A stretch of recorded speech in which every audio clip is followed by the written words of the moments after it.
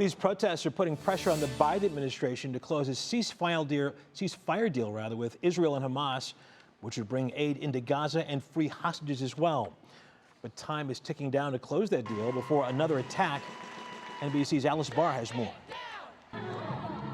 A new flashpoint today in the college campus protest movement over the war in Gaza.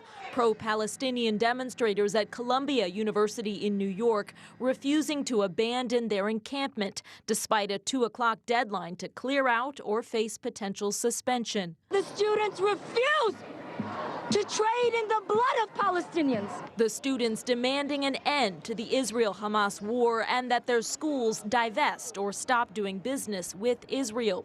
The protests piling pressure on President Biden in a tough election year.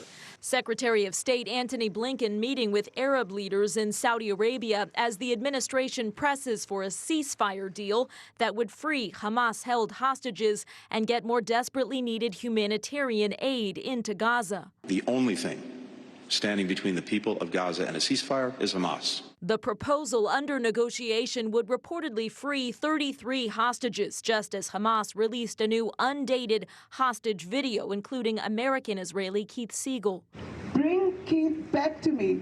The Biden administration pushing to close the deal to head off Israel's planned ground assault in the overcrowded city of Rafah.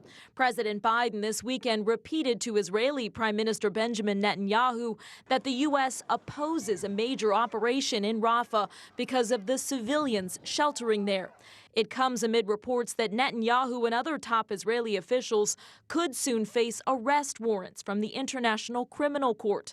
The ICC would only say that it has an ongoing independent investigation. An arrest warrant would not mean that Prime Minister Netanyahu would immediately be arrested, but it could make it difficult for him to travel around Europe, and it would put him in the same category as Russian President Vladimir Putin, who faces an arrest warrant over alleged war crimes in Ukraine. A U.S. State Department spokesperson said today that there is no moral equivalency between the two. And we also want to know, we have some late developments that there have been suspensions at Columbia University in New York. Those began within the past hour after that deadline passed, and students did not clear the encampments. The university announcing they have begun to suspend students. Russ. Okay, the latest information there. NBC's Alice Barr in Washington. Thank you.